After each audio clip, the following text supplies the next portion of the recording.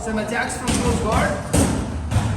And I want to work with two different attacks today, right? One is going to be very simple, very, considered very basic, I would say. But this is what separates the boys and the girls from the men and women.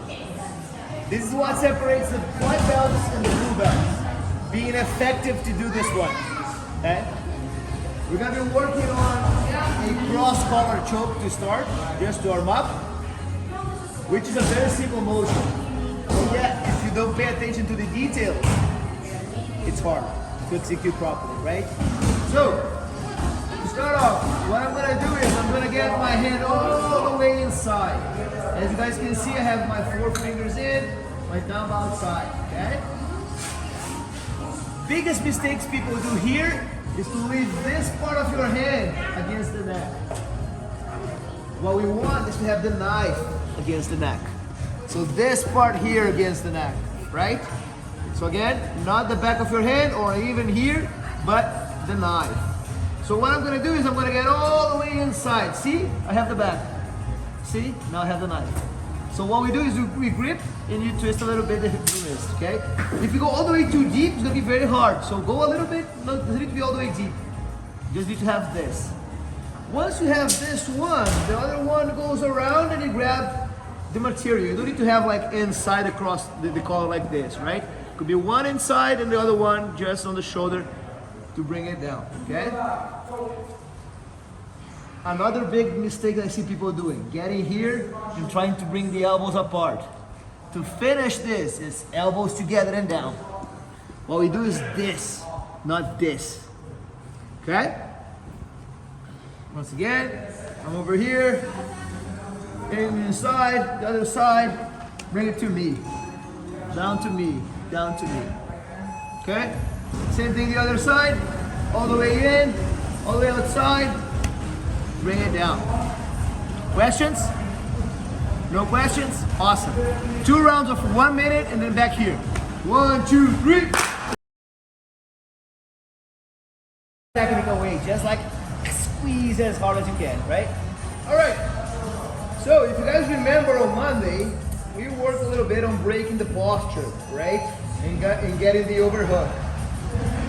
The way we've done is you grab by the elbows and use the pole and the legs at the same time to break the posture, right?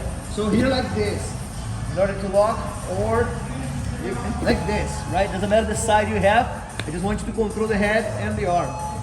It's very important to break the posture that way, because if I just break like this, he's still postured up, right? He has the hands posted on the floor, he still has his posture there, it's gonna be very hard, and he can come back. So that's why from here, boom, like this. Lock it all the way inside, okay? Now, what we're gonna be doing is, I wanna get the same overhook as we did last time. However, instead of grabbing here, I'm gonna grab the gi all the way on the other side. Once I have this collar here over here, I can also again open and move myself to the side. Now, what I'm gonna do is, I'm gonna grab my hand inside the gi on the other side, and I'm gonna just go like that. Let me here, like this, okay? Same thing the other side. Boom, I break the posture, control the head, get inside over here, all the way, all the way, all the way. Switch the grip over there. Now I can just move myself a little bit to the side, right? Inside, now I'm gonna put 4 fingers in, and then I'm gonna just punch that way. Do you have to grab a gi? Or can you just... You probably can just go like this. It's a little bit more rough. It's less Whatever technical. makes you finish, right? Whatever blows your hair back, Andrew. Think you think on that. Again, break the posture, get my grip inside, squeeze outside, scooch outside. I do like to have my grip inside, because that way it feels a little bit more technical, right? And I have my knuckles right on the blood flow here, so I'm not gonna be kind of hurting him much. It's just like keep this one and pull that one that way. Great. Any questions on that? Nope. pushing through with the underhook there, you using this hand to help grab the gi there. Yeah. I have this habit, even like when you do bow and arrow, for instance, from the back, right? Instead of trying to reach, I just open this one and then I go with the other one. I always help with trying. That's a good question there. Okay? Did you all buy what he asked? So yeah, feel free to open and then grab. Okay? I'm gonna put 2 minutes for this one, 2 rounds of 2 minutes, and then you go for the last one of the day. Okay? 1, 2, 3.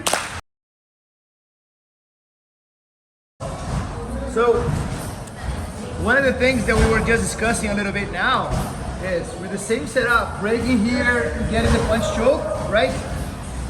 We can work on the same arm bar we were working on Monday. But now it's much better because now you have all the friction of the gi. It's very hard for the person to move the arm around, right? Obviously, if he moves over here, just close, go back here, set your kimura and go, right? All right. Now, I want to share with you guys a position that I've seen for the first time. I noticed for the first time when I was a blue belt, and I haven't been doing that quite often. It was an adaptation for my game. I gotta confess with you guys, I come from a gym that 90% of the gym was guard players. They were all guard players playing fancy guards and stuff. And I was always the ox trying to bulldoze everybody around, right? But we gotta have some guard, right? So and then I started, okay, how can I do a better guard? So that was one of the ways that I started like opening up like myself to start moving my my legs and opening my close guard, right? So same situation here, right? What I'm gonna do when he gets over here, I'm gonna just get the gi all the way outside like this. Then what I do is I pull the hip, I bridge my hips up, pull the hand this way, and then all the way around like this. Once I get over here, I will pass, and get around the head like this. Do you know what happens here? I'm isolating this arm over here. This opens a few options for me. I can even grab like this, like go like this, take the back. Or what I would love to do, what I used to love to do from here is, I hold this thing and I fish his leg, like here. Now, I'm gonna sweep, getting to mount. But instead of stopping over here, what I will normally do is this. I push this way and I finish over here. You don't even need to finish to fall all the way down. Just this pressure here is enough to put all the pressure we need to finish. So what's worse, the choke or the arm? What you did that? It depends on what you pull harder on. Yeah. So from here, you're arm. But then if I want to choke, I just go like this, right? Yeah. Again.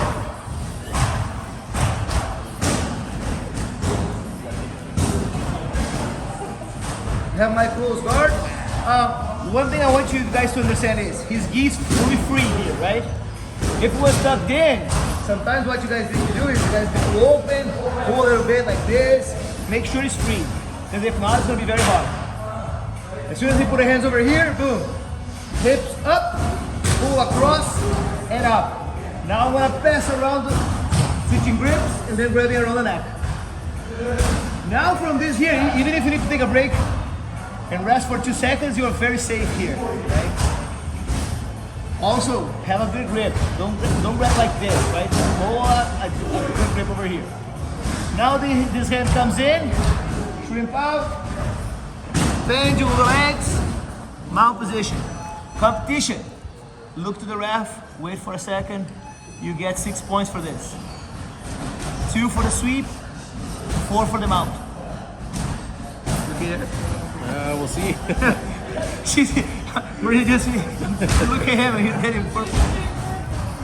Scooch the arm under, high mount, try the arm, try the hand. Okay? If you feel that's not enough here, you can send your hand to the other side as well. Just send your hand this way and work in that way.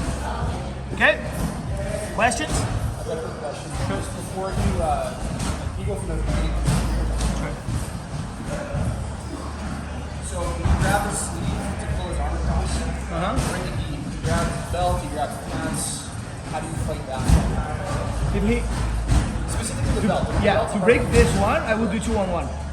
and bump my hips at the same time. So it'll be like this. That's the best way to bring the grip. Okay. Obviously, if I do this, I'm gonna need to just fish for that later, right? But that's how I would do it, right? 2 and 1, do that, and then 2, 1, boom, get here, fast, all right. Sometimes you can even finish from here.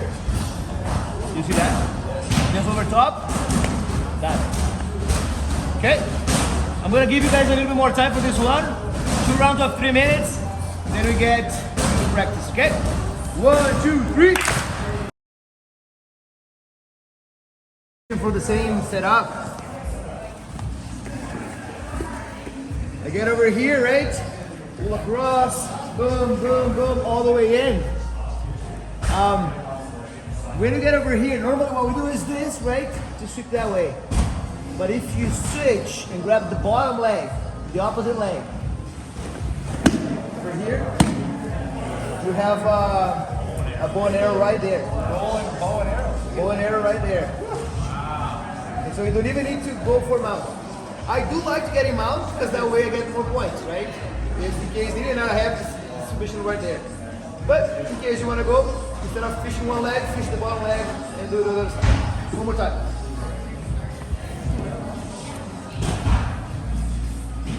Here, same thing. Across, all the way, and over. So now instead of fishing one, I'm gonna grab this one. But I will grab the inside part of the knee here, okay? All the way around, the shoulder, that's it. Okay? All right, everybody to the wall. Let's do some guard game. Hi.